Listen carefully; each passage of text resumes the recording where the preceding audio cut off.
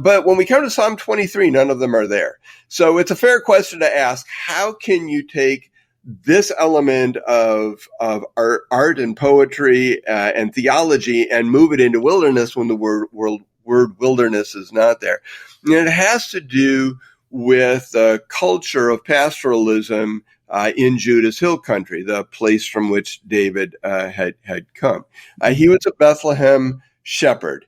And by all accounts, the preference would be to keep the livestock as close to town as possible.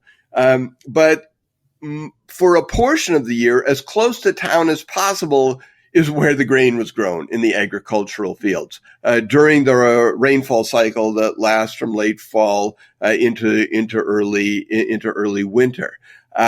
During that season, you don't want the livestock grazing in the agricultural fields for all the obvious reasons. Mm-hmm. And so the place that you go are the fringes of the Judean wilderness. Still happens to this day in West Bank, in the West Bank. Now, if those are my two options, if one option for this psalm setting is going to be the agricultural fields, which are near the village, and the other is going to be in the more threatening landscape of the wilderness, the psalm just doesn't make a lot of sense if I put it in the town agricultural fields. Mm-hmm. This is David reflecting on the life's experience of his livestock and saying, I am just like them. They look to me as a shepherd. I look to the Lord as my shepherd. And when I look at him, I lack nothing. That's a meaningless sentence if you're in a place that doesn't lack.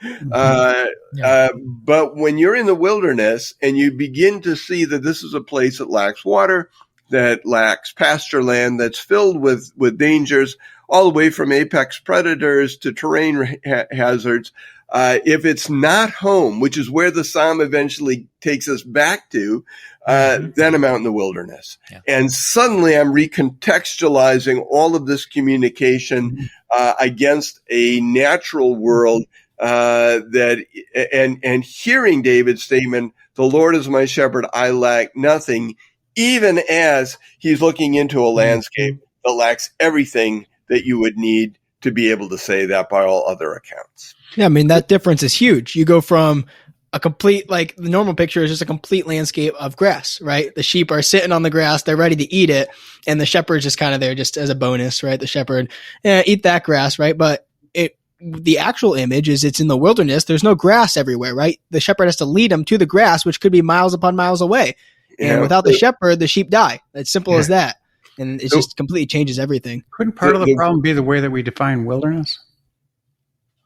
How so? Give me another sentence. Well, when I think of wilderness, I think of going out to the forest and being lost in the forest on Mount Hood or something.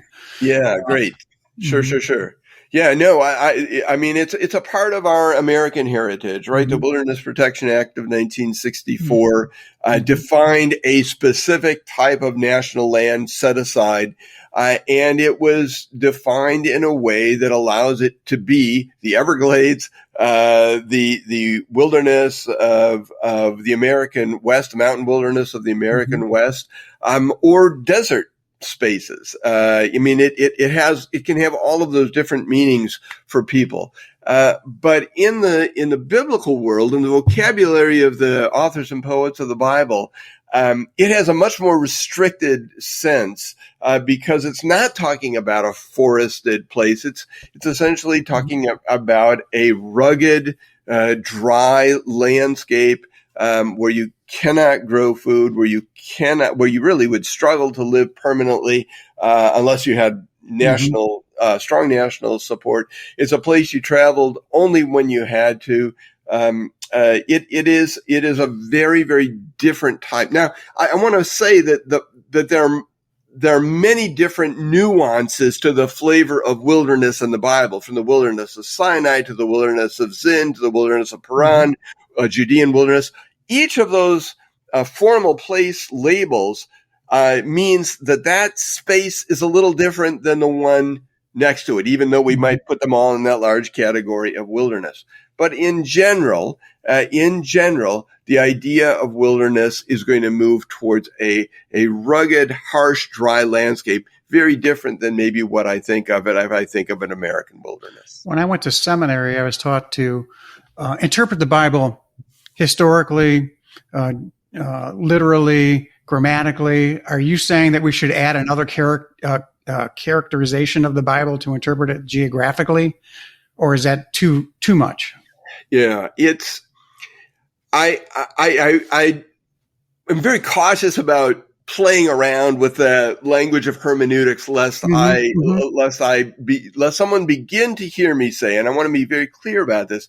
I am not saying, and you remember, you're talking to a linguist, someone who began his life as a linguist, someone who has written articles on lexicography, somebody who does narrative and poetic analysis of text, so has a deep appreciation for literature. I am not suggesting we throw everything we know out and replace it by some sort of geographical or hermeneutic interpretation strategy.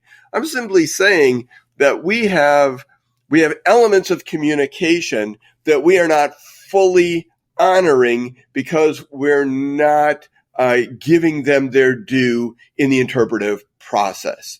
Again, I'm not saying that to be critical. If the Lord hadn't led me through the series of experiences that he did to put me in this chair, talking about this at this point, I would be very unlikely to be doing much with this topic at all.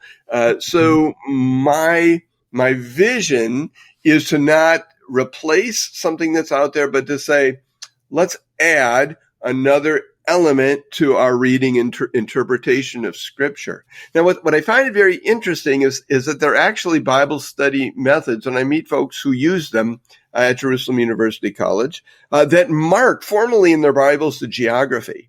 What's so striking to me is that initial wonderful step of noticing the geographical element in the text is often not coupled with an understanding of what to do with it. And so I appreciate the fact that we have the opportunity to grow ourselves in another dimension of understanding Scripture by growing ourselves, not just in noticing those nuances of the text, but distinguishing them, knowing that Bethlehem is different than Jericho. And when biblical authors surface them, they do so with different intention. And so the more I can know about those labels, the more I'll know about what to do with them when I meet them.